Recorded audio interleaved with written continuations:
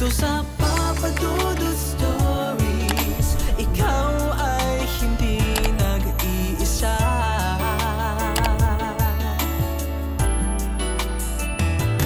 Dito sa Papa Dudut Stories, may nagmamahal sa'yo. Papa Dudut Stories, Papa Dudut Stories. Dear Papa Dudut, sa lahat po ng mga nakatutok ngayon, huwag pong kalimutan mag-like, mag-share at mag-subscribe. Maraming salamat po sa inyong lahat.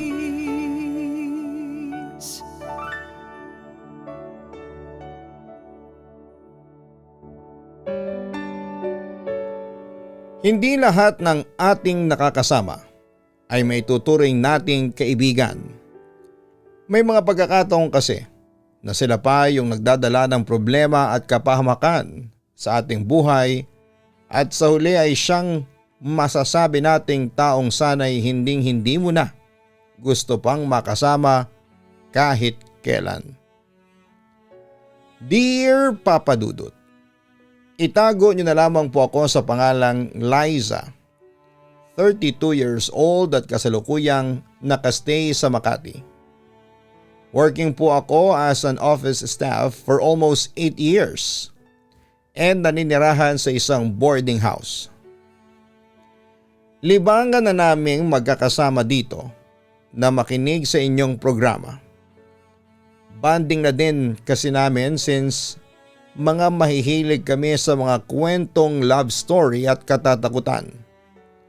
Bukod pa doon ay minsan na din kaming nakaranas ng kakaibang pangyayari katulad po ng karanasan na ilang mga letter sender ninyo ay naipadala na. Kaya naman po naisipan namin na bakit hindi namin ibahagi ang nangyari sa amin sa lahat ng inyong mga tagapakinig upang kapulutan din nila ng aral sa hinaharap.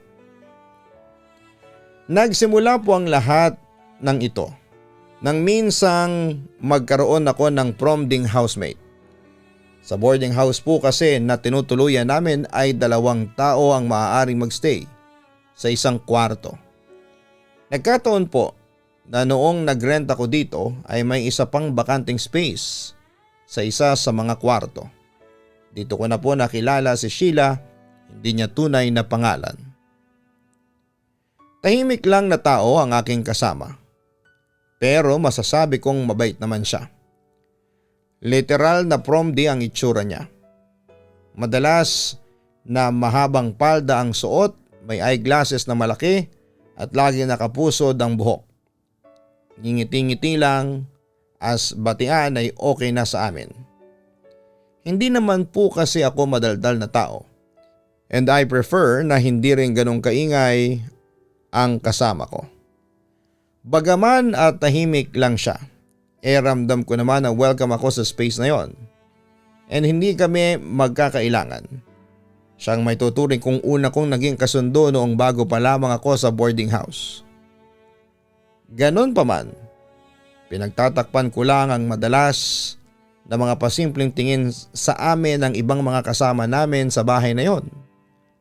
Alam niyo yung tipong kapag tumingin sila sa iyo parang ilang na ilang sila. Lalo na kapag kasama ko si Sheila. Hindi ko tuloy maiwasang tanungin noon ang aking ka-roommate kung nakaaway ba niya ang mga kasama namin doon. Kahit naman kasi magkakaiba kami ng kwartong tinutuluyan, ay madalas kaming nagkikita sa hapagkainan. Ngitian lang niya ako sabay sasabihing huwag ko na daw pansinin ang mga yon dahil sadyang hindi lang niya kasundo ang mga ito. Kaya naman ilag din siya dito. May oras daw sa kanya na kaunti lang din ang nakakahalubilo niya dahil doon niya napapatunayan kung sino ang mga tunay na kaibigan niya at nagpapanggap lang. Bagaman at tinanggap ko naman kaagad ang mga paliwanag niya dahil alam ko sa sarili ko na may point naman siya pero ewan ko ba kung bakit may pag-aalinlangan ako sa mga sinasabi niya sa akin. Kahit mukha namang sincere si Sheila, ay may kakaiba pa din akong nasisense dito. Pero dahil nga bago lang din naman ako sa lugar na yon at hindi ko pa naman talaga sila kilala ng husto, ay pinagpalagay ko na baka nga mas gusto lang niya talaga ng small circle of friends kumbaga. Nakakaisang linggo pa lamang ako noon sa aming boarding house ay may kakaiba akong napapansin na habit kay Sheila. Ayaw na ayaw niyang pakikialamanan o sisilipin man lang ng ibang tawang malaking tokador niya sa kwarto. Wala naman akong balak na makialam ng mga gamit niya. Pero minsan kasi ay mapapalapit lang ako doon ay parang kabadong-kabado na siya. Natatawagin ako bigla. Minsan ay magugulat na lamang ako kasi uupo lang naman ako sa lamesa malapit sa kanyang cabinet ay bigla na lamang siyang sisigaw at tatawagin ako papalayo doon. Hindi naman po ako judgmental na tao. Pero minsan kasi naiisip ko na parang overacting na siya. Napapatanong tuloy ako sa sarili ko kung ano bang meron sa bagay na yon para nilapitan ata ng kung sino ay ayaw na ayaw niya. Akala ko ay ako lang ang nakakaisip ng ganong mga bagay. Pero nang makausap ko minsan ang iba naming ka-boardmate, ay ganoon din pala ang tingin nila sa kasamahan ko sa kwarto. Nang minsan kasing magkasabay-sabay kami sa dining area, isang gabi ay napatanong ang mga ito sa akin kung hindi ba ako nawiwirduhan sa aking ka-roommate. Nagtataka naman akong nagtanong sa kanila kung ano ba ang ibig nilang sabihin doon. Doon ay nag-open up sila tungkol sa mga naunang nakasama ni Sheila sa kwarto. Madalas daw kasing magkwento ang mga ito na minsan daw ay nagigisingan nila si Sheila na nakaharap sa aparador nito na para bang nagdarasal. Kapag sinisita naman daw ito na mga yon ay nagagalit siya at huwag daw siyang pakialaman sa kanyang ginagawa. Kaya nga daw ilag sila sa aking kasama dahil pakiramdam nila ay may tinatago itong kung anong bagay na ayaw niyang ipaalam. Isa pa sa mga pinagtatakahan nila ay kapag may nakakaaway si Sheila ay bigla na lamang daw nagkakaroon ng kung ano-anong hindi may paliwanag na sakit ang mga kaaway nito. Isang beses pa nga daw ay mayroong naging boardmate sila na nakasagutan ni Sheila. Talagang malalang away daw yon. Kinabukasan ay nakita na lamang nila itong sumusuka ng dugo. Nang magpatingin daw sa doktor ay hindi may paliwanag na mga ito ang kondisyon ng kasama nila.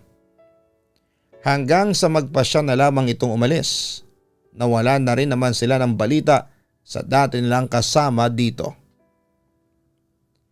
Nang marinig ko ang mga sinabi nila ay hindi ko maiwasang makaramdam ng pagdududa kung totoo ba ang mga sinasabi nila.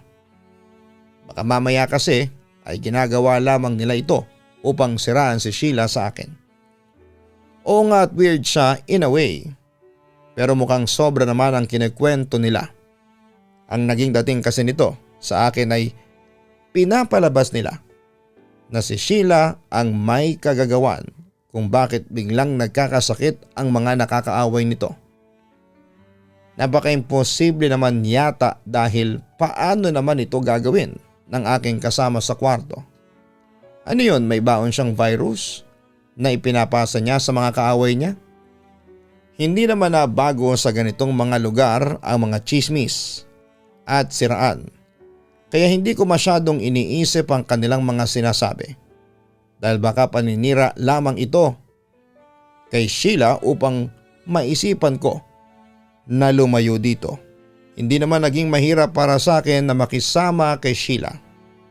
Nang magsimula din naman kasi akong magtrabaho, ay madalas na wala din ako sa aming kwarto. Tuwing pagka-uwi lang din galing sa work saka kami nagkikita. Tulad nga ng nabanggit ko, hindi naman siya ganong kadaldal kaya parang may mga sarili din kaming mundo kahit pa nga nasa isang spasyo lamang kami. Siya'y abala sa pagbabasa ng mga libro habang ako naman ay busy sa pag-i-scroll sa cellphone. Hindi ko siya pinapakialamanan sa kanyang ginagawa at ganon din naman siya sa akin. Ngunit may mga pagkakataon pala sa buhay natin na kahit napalagay ka na sa isang tao, ay darating ang panahon na mas madadala ka ng kuryosidad mo sa kanyang pagkatao. At doon mo lamang marirealize na ang mga ipinapakita niya sa iyo ay tila ilusyon lamang na unti-unting nabubunyag sa paglipas ng mga araw. Marahil ay nakakadalawang buwan na din ako sa boarding house na aking tinutuluyan. Medyo naging close ko na rin ang iba naming mga kasama doon. Kaya naman bukod kay Sheila ay may iba na akong nakakausap. Sila pala talaga yung literal na don't judge the book by its cover. Akala ko kasi dati mga isnabera sila. Pero hindi ko inaasahan na sila din pala yung mga taong masasandalan ko kapag stress or may problema ako. Simula din nang mapalapit ako sa aming mga kasamahan dito, ay napansin ko ang tila paglayo sa akin ni Sheila. Naging mailap ito sa akin at kahit pa nga kausapin ko siya minsan ay hindi ako nito pinapansin.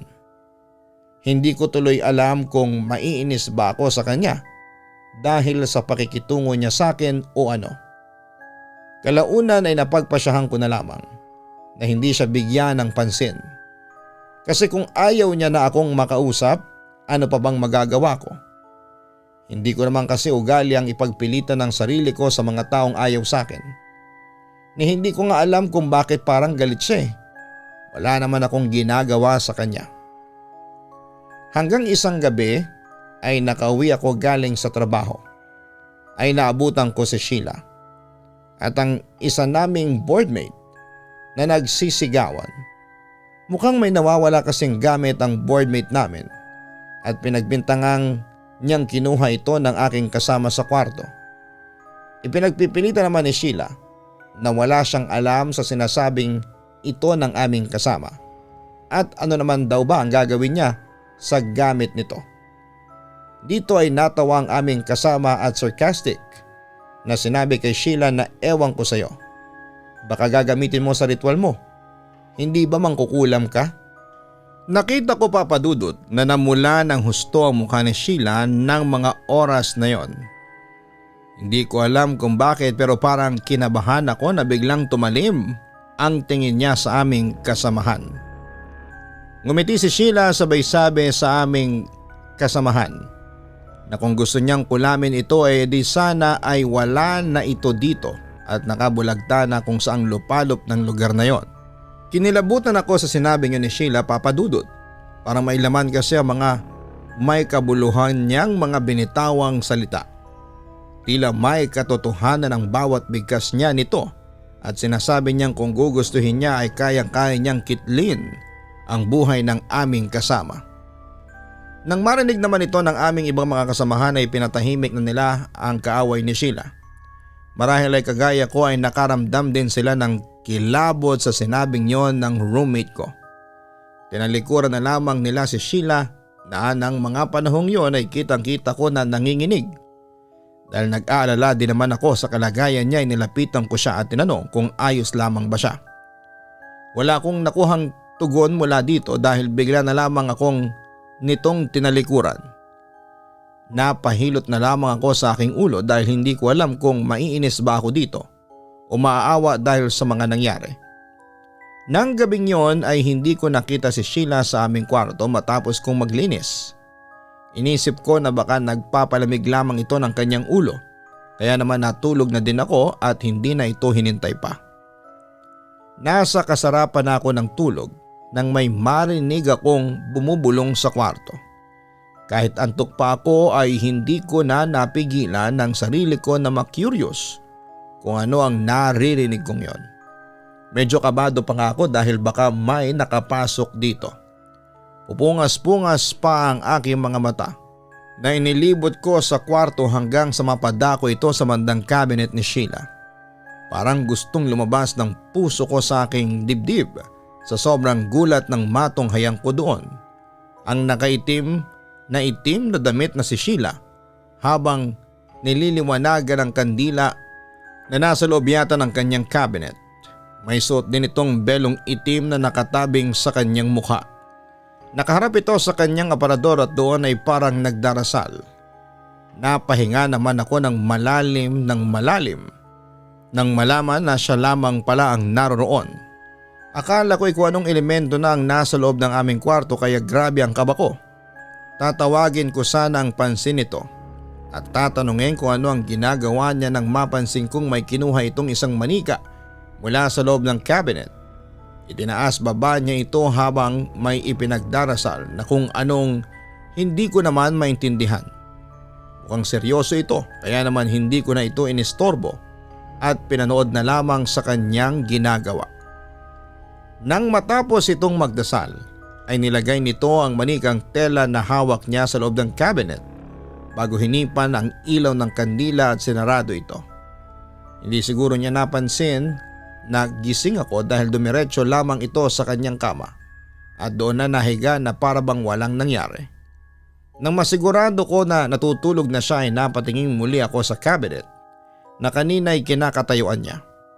Dala ng kuryosidad kung ano ang laman nito at bakit may nilagay siyang manika sa loob ay dahan-dahan akong tumayo. Nang makita kong hindi naman kumikilo sa kanyang pagkakahiga si Sheila ay marahan akong lumapit sa cabinet niya. Akmang bubuksan ko na ito nang may biglang humawak ng mahigpit sa aking kamay. Napangiwi ako sa sakit ng pagkakahawak nito. Kaya naman sasawayin ko na sana kung sino man ang mahigpit na nakakapit sa akin pero nawala ata lahat ng sakit na nararamdaman ko nang makita ko sa aking likuran si Sheila. Galit na nakatingin sa akin.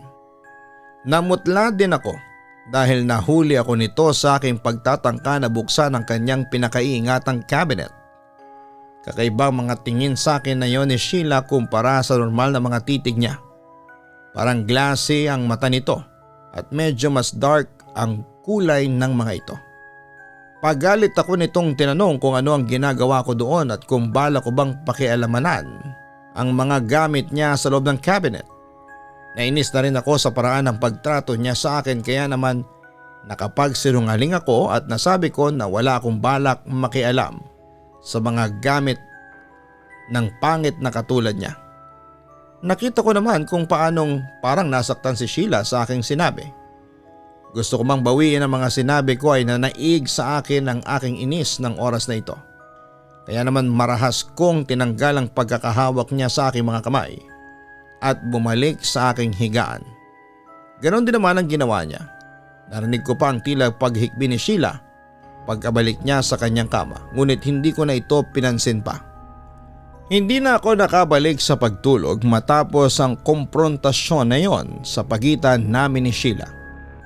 Hindi rin kasi ako mapakali dahil alam kong nasaktan ko ang kauna-unahang tao na tumanggap sa akin sa lugar na yon.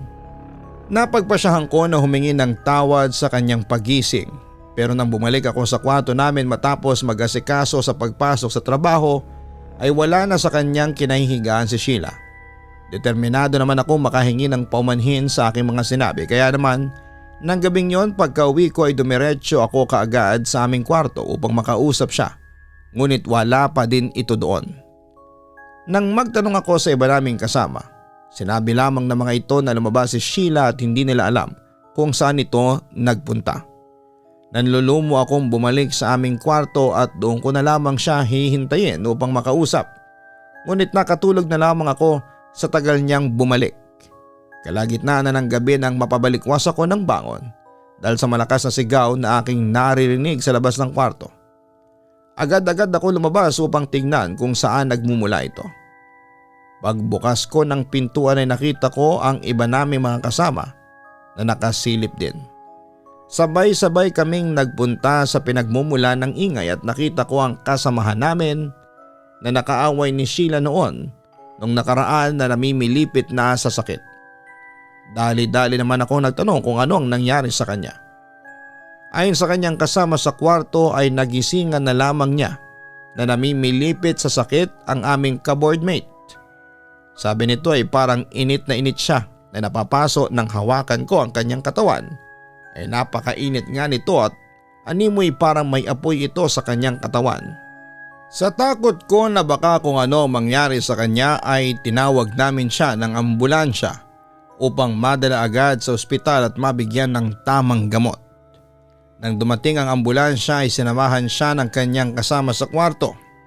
Saktong pagkaalis ng ambulansya ay nakita ko si Sheila na nakatayo sa gilid na parang nakangiti. Nagtataka ko siyang tinignan. Alam kong nakita niya ako dahil tumingin pa siya sa akin pero imbes na lapitan ako ay umalis ito na para bang wala lamang ito sa kanya. Susundan ko sana siya ngunit bigla na lamang siyang nawala sa gitna ng kumpulan ng mga tao. Nagsibalikan na kami sa aming mga kwarto at napapaisip naman ako sa ngiting nakita ko kay Sheila. Bakit parang tuwang-tuwa pa ito sa nangyari sa aming kasamahan? Sumagi sa isipan ko ang ginagawa nito kagabi. Kinutuban ako na baka may kinalaman siya sa mga nangyari sa aming kaboardmate. Ayoko mang mangbintang pero wala akong ibang maisip na dahilan o sino mang individual na maaaring gumawa nito. Ang tanong lang na gumugulo noon sa aking isipan ay kung paano niya ito ginagawa. Doon ay biglang pumasok sa aking alaala ang aparador ni Sheila na ayaw niyang palapitan o ipasilip man lamang. Gayon din ang ginagawa nitong kakaibang pagdarasal sa harapan nito. Dala na rin ang aking kuryosidad ay agad akong tumayo sa aking pagkakahiga at tinungo ang aparador ni Sheila. Palinga-linga ako noon sa aking paligid at baka mahuli na naman ako nito na lumalapit sa kanyang gamit. Alam kong hindi maganda na makialam sa gamit na hindi naman sa akin. Ngunit hindi ko na lamang maiwasan na silipin ito. Para bang hinihila ako nito at sinasabing buksan ko siya. Muli lumingon ako sa pintuan nang masigurado ko na walang tao na paparating ay dahan-dahan kong binuksan ang aparador. Papadudot totoo nga siguro yung kasamihang curiosity kills a cat. Dahil sa ginawa kong pakikialam ay nalagay sa alanganin ang aking sarili. Dahil pagbukas ko ng aparador na ito ay tumambad sa akin ng isang maliit na altar doon. Sa gitna nito ay may hugis bituin. Nagawa sa parang mga maliliit na kahoy. Nandun din ang isang maliit na table kung saan ay may nakasulat na mga hindi ko maintindihang letra at simbolo. Sa tabi nito ay nandoon ang kandilang nakita kong sinindihan ni Sheila noong nakaraang gabi. May mga nakapaligid din na tila mga itim na santo na hindi ko naman maintindihan kung sino o ano ito. Ang nakapukaw ng pansin ko ay ang manikang nilagay dito ni Sheila. May maliit pala na picture na nakadikit dito at parang sunog dahil nangingitim na at may bakas pa ng pawala ng baga. Sa itsura ng manika, nag-idea na ako kung ano ang nasa aking harapan. Mukhang altar ito kung saan ay ginagamit sa mga ritual. Kung anong ritual, yon ang hindi ko alam. Totoo nga yata ang mga sabi-sabi ng aming mga kasamahan na mangkukulam si Sheila. Agad kong sinarado ang aparador dahil sa kilabot na nararamdaman ko noon. Pero pagkasara ko ay nagulat ako nang makita na nasa gilid ng pintuan ng aparador si Sheila. Matiim ang pagkakatitig nito at halatang galit na galit. Napatras pa nga ako noon dahil ramdam ko na parang gusto niya akong saktan. Galit na galit itong sumisigaw na napaka-pakialamera ko daw. Hindi ko daw dapat ginagawang pagbubukas na yon ng kanyang gamit. Ngayon daw ay kailangan niya akong parusahan. Kinabahan na naman ako sa sinabi nito. Sumagi sa isipan ko ang nangyari kanina sa aming kasamahan. Sa isip-isip ko noon ay baka gawin din sa akin ni Sheila ang ginawa niya sa nakaaway niya. Pero naging matapang ako noon at tinanong siya kung ito ba ang may kagagawan kung bakit nagkaganon ang aming kasama. Tumingin lamang siya sa akin nung una pero maya-maya lang din ay unti-unti siyang ngumiti at kalaunan ay naging mahihinang tawa ito. Binitawan niya ang aking kamay bago magpaikot-ikot na tila nagsasayaw sa loob ng aming kwarto. Tumatawa itong sumagot sa akin at sinabing tama lang naman yon sa aming kasama. Bintangera daw kasi ito at ipinahiya siya sa harapan ng maraming tao. Parang hindi ko kilala ang taong kaharap ko na mga oras na yon, Papa Dudut. Ibang iba siya sa tahimik at mabait na Sheila na aking nakilala. Tila may kung anong sumapi sa kanya upang magkaganon ang kanyang asta. Nang tumigil na siya sa pagsasayaw ay muli itong tumingin sa akin at sinabi na sa ngayon daw ay palalampasin niya ang ginawa kong pakikialam sa kanyang mga gamit. Ngunit sa susunod daw, na gawin ko pa yon ay hindi na niya ako mapapatawad at sisiguraduhin daw niya na hindi na ako makakahawak pa ng gamit ni numan. Bago ito nahiga upang magpahinga ay bumulong pa ito sa akin na kapag sinabi ko daw ang aking nakita sa kahit na sino ay tatahiin niya ang aking bibig upang manahimik. Hindi talaga ako nakatulog ng gabing yon sa takot na baka pagising ko kinabukasan ay gawin nga ni Sheila ang kanyang mga banta sa akin. Kinaumagahan ay parang wala ako sa aking sarili na kumilos. Nalaman ko din sa iba naming kasamahan na nasa maayos na kalagayan na ang ka-boardmate namin na isinugod sa ospital. Tulad daw ng mga naunang nakaaway ni Sheila, wala ding nakitang anumang sakit o dahilan kung bakit nakakaramdam ng ganon ang aming ka-boardmate. Kapag nakalabas na raw ito sa ospital ay hahanap na raw ito ng ibang matutuluyan dahil hindi na nito kaya pang makasama si Sheila sa isang bahay. Pagkapasok ko sa opisina ay napansin ng aking mga kasamahan ang itsura ko. Nagtataka mga ito dahil parang ilang araw na raw akong laging pumapasok na parang antok na antok at pagod na pagod. Sinabi ko na lang sa kanila na nai-insomnia ako para hindi na rin magtanong pa ang mga ito. Pero isa sa mga matatagal ng empleyado doon ang hindi naniniwala sa aking sinasabi. Nang mag-lunch break kami ay nilapitan niya ako at tinanong kung may nakasama daw ba ako o nakilala na parang hindi ko nakasundo. Nagtataka naman akong sumagot dito na wala naman at tanging mga kasama ko lamang sa boarding house ang madalas kong nakakasalamuha.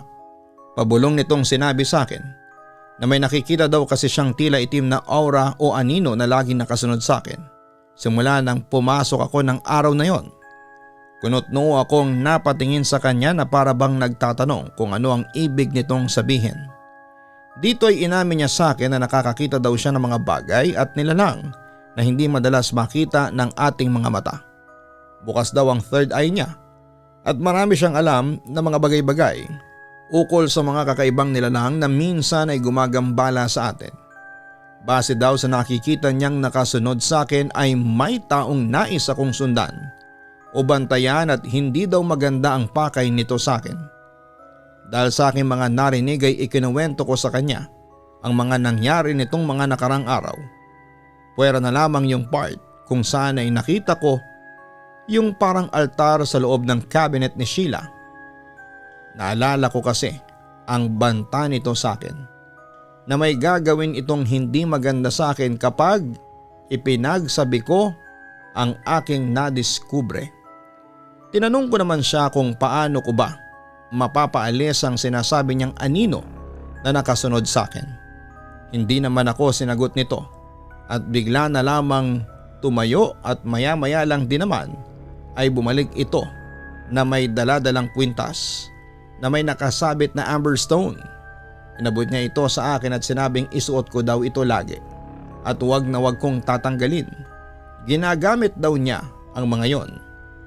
Pero mukhang mas kailangan ko daw ito ngayon. Kaya naman ibibigay na lamang niya sa akin. Magsisilbi daw kasi itong proteksyon laban sa kung anumang kulam. Mukha daw kasing gawa ng taong gumagamit ng itim na salamangka ang siyang nagbabantay sa akin. Matutulungan daw ako nito sa aking problema na kinakaharap sa ngayon. Nakahinga ako ng maluwag sa sinabing yon ng aking katrabaho. Nagpasalamat din ako sa kanya dahil sa kanyang ginagawa para sa akin. Nang pauwi na kami ay parang ang bigat na ng loob ko dahil alam kong makikita ko na naman si Sheila. Naisip ko tuloy na kung maaari kaya akong magpalipat ng kwarto na tinutuluyan, total ay aalis na rin naman ang isa naming mga kasama sa bahay na yon. Nagdesisyon akong kausapin ang aming landlady upang pakiusapan ito na kung maaari ilipat na lamang ako. Ngunit pagdating ko sa aming boarding house at dire-diretso na sana ako sa may-ari ng boarding house ay hinarang ako ni Sheila. Galit na galit ito na parabang gusto ako nitong kainin ng buhay. Nagtataka naman ako sa kung ano ang problema ng babaeng ito dahil wala naman akong matandaan na ginawa ko sa kanya matapos naming mag-usap kagabi. Galit itong sumigaw na sino daw yung nakausap ko. Nagtataka naman ako sa kung sino ang tinutukoy niya. Biglang pumasok sa isipan ko ang aking katrabaho na nagbigay sa akin ng proteksyon pangontra sa maaaring may masamang balak sa akin. Hindi ko din napigilan ang sarili ko na sigawan din siya na sino ba siya para alamin kung sino ang mga nakakasalamuha ko. Mas lalong namula ang mukha ni Sheila at bigla itong tumawa ng malakas na akala mo'y nababaliw. Napalabas din ng kanilang mga kwarto ang iba naming kasamahan sa boarding house dahil sa lakas ng aming naging sigawan. Muli akong hinarap ni Sheila at sinabing marahil ay ikinuwento ko na sa kausap kong yon ang natuklasan ko. Inismeran ko naman siya at sinabing bakit hindi niya tanungin ang itim na aninong pinasunod niya sa akin. Para malaman ang napag-usapan namin ng aking kasamahan sa trabaho. Nagulat naman ang mga nakapaligid sa amin at nagbulungan. Lalo pang nagalit sa akin ang aking kaharap at akmang sasabunutan ako ngunit pinigilan na siya ng may-ari ng bahay. Ora-orada inutusan ito si Sheila na magkalsa balutan na lamang at lumayas na sa kanyang pamamahay. Hindi daw nito hahayaan na may masaktan pa sa kanyang mga tenant ng dahil lamang sa kabaliwan ni Sheila. Nagpupuyo sa galit na tumingin sa akin ang aking kaharap. Alam ko na kahit hindi ito magsalita ay may laman ng pagbabanta ang mga titig nito sa akin. Hindi ako nagpatinag at lakas loob ko din siyang tinitigan at agad naman itong umalis upang mag-ayos ng kanyang mga gamit. Naglapitan agad sa akin ang aming mga kasamahan at tinanong kung ayos lang daw ba ang nararamdaman ko. Nilitian ko lamang naman sila bago nagpaalam. Nalalabas muna ako sa ibang lugar muna mag-i-stay. Ayoko makita si Sheila hanggang sa makaalis ito sa aming tinutuluyang boarding house. Nanatili muna ako ng gabing yon sa isang motel upang doon magpalipas ng gabi. Nasa kasarapan na ako ng tulog nang maramdaman ko na parang may nakatingin sa akin. Dahil madilim ay inaninag ko pa ang buong lugar na yon upang tingnan kung ano ang sanhi ng ganong pakiramdam ko. Nang mapadpad ang aking tingin sa pinakasulok na bahagi ng kwarto, ay doon ko nakita ang tila matangkad na nilalang na nakatingin sa akin. Nakaramdam agad ako ng kaba nang makita ko ito dahil hindi normal ang tangkad nito para sa isang tao at ang mga namumulan nitong mata ang siyang natatanging malinaw para sa aking paningin. Napabalikwas talaga ako noon mula sa aking pagkakahiga dahil gustong gusto ko nang tumakbo. Kasabay ng pagkilos ko ay ang paggalaw din ng tila malaaninong nilalang na ito. Di ko tuloy magawang buwaba sa kama upang takbuhin ang pintuan ng silid para makalabas ako at makahingi ng tulong. Habang tinititigan ko ito ay muli itong gumalaw and this time ay palapit na siya sa aking kinakaroonan. Talagang napatili ako dahil ang bilis ng mga kilos nito. Akala mo ay may humihila dito papalapit sa akin. Naibato ko din lahat ng pwede kong ibato na nasa malapit sa akin upang pigilan itong makarating sa aking pwesto. Nang makalapit na ito ay literal na parang anino lamang siya sa sobrang itim. Nakangiti ito sa akin at akmang sasakalin ako nang bigla nitong iatras ang kanyang kamay na parabang napaso siya. Nagtataka itong tumingin sa akin bago muling nagtangkang lapitan pa ako. Sa pagkakataong ito ay biglang bumukas ang pintuan at nilawan nito ang isa sa mga attendant ng motel. Nawala namang bigla ang aninong gumagambala sa akin. Takang-taka itong nakatingin sa akin na parang tinatanong kung ano ba ang pinaggagawa ko. Nakita nito ang mga nakakalat na gamit at humingi naman ako ng paumanhin dito at nangakong babayaran na lamang ang mga nabasag kong gamit. Kakamot-kamot sa ulo na lamang itong lumabas ng kwarto. Marahil ay napapaisip kong baliw ba ako. Napasapo naman ako sa aking dibdib dahil hanggang sa mga panahong yon ay ramdam na ramdam ko pa ang kaba sa aking dibdib. Dito ko nakapa na parang may basag na bote o kung ano ang meron sa aking dibdib. Nang tingnan ko kung ano ito ay nakita ko ang ibinigay sa akin na kwintas ng aking katrabaho. Ang bato na nasa gitna nito ay basag na. Napagtanto ko na marahil ay ito ang dahilan kung bakit hindi ako nahawakan ng kung anumang nilalang na yon na dumalaw sa akin. Ito marahil ang tinutukoy niyang proteksyon na ibinibigay ng kwintas na ito. Mukhang ang itim na nilalang na yon ay pinadala ni Sheila upang saktan ako, katulad ng ginawa nito sa iba naming kasama sa boarding house na nakaalitan niya. Matapos ng gabing yon ay nabalitaan ko na lamang na umalis na rin si Sheila sa aming tinutuluyang kwarto. Bumalik na rin ako kinabukasan doon at nagpalipat ng kwarto. Parang hindi ko na rin kaya magstay pa doon sa kwarto kung saan nanirahan si Sheila. Naintindihan naman ako ng aming landlady kaya naman pinayagan ako nito. Wala na kaming naging balita pa kung saan napadpad si Sheila. Ngunit umaasa kami na sana sa lugar kung saan man siya lumipat ay hindi na nito gawin pa ang mga ginagawa nito. Dito ko na po tatapusin ang aking liham, Papa Dudut. Maraming salamat po sa inyong oras and more power po sa inyo. Lubos na gumagalang, Liza. May mga bagay talaga sa ating mundo na napakahirap paniwalaan. Ang akala mo na mabait at tahimik na kasama ay maaari palang may tinatagong isang madilim na lihim na hindi mo akalaing tataglayin niya. Sa panahon ngayon ay mahirap nang magtiwala sa ating mga nakikilala. Bagong kaibigan man sila o kahit kasama lamang sa ating tinutuluyan ay kailangang kilalanin at alamin muna natin ang tunay nilang kulay bago tayo tuluyang magbigay ng ating buong pagtitiwala dahil hindi natin alam kung ano ang mga naiisip nilang gawin o tunay na damdamin nila para sa atin. Hanapin po ang Kaistorya Horror YouTube channel at suportahan. Ito po ay narrated by Jason Steele and produced by Papa Dudut. At ganoon din ang Papa Dudut Family na kung saan tayo po ay may weekly prizes para po sa bawat episode na inyong mapapanood. Kung paano, mag-subscribe po kayo sa Papa Dudut Family YouTube channel. Ang link po ng mga channels na nabanggit ko ay makikita sa homepage ng channel na ito. Maraming salamat po. Sa gitna ng unos, tayo'y nagkaisa. Bawat patak ng luha may kwentong dala. Kahama ng landas, puso'y di natitinag. May lakas ang bayan, sa hirap ay lumalaban. Mga kamay na sabay sa pag-ahon, tulong-tulong, puso'y may layong kahit madilim ang ating paligid. Sisikatin ang araw sa bawat panaginip.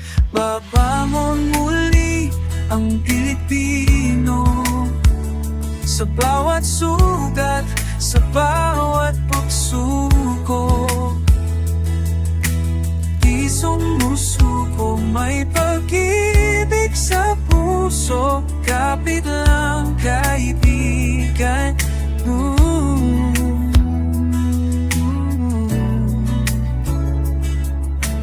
May pag-asa pa. Babangon muli ang Pilipino, may ngiti sa gitna ng unos. Dahil puso natin mo, kapit lang kaibigan mo. Mahal mo ang Pilipinas, may pag-asa.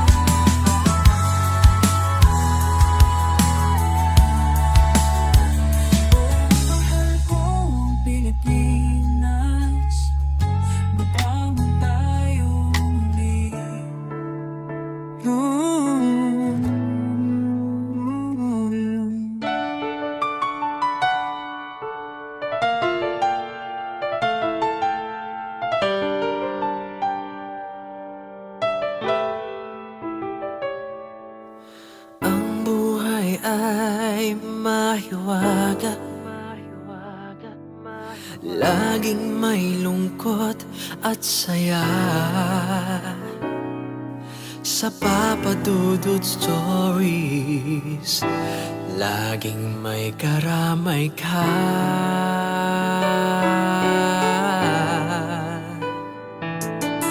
Mga problemang kay bigat, dito ay pakikinggan ka. Sa Papa Dudut Stories, kami ay iyong kasama. Dito sa Papa Dudut Stories, ikaw ay hindi nag-iisa.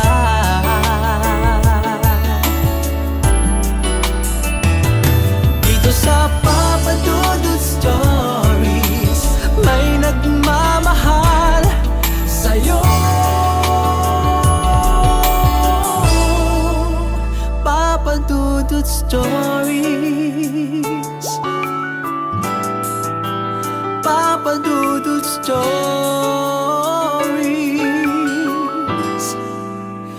Papa Dudut Stories.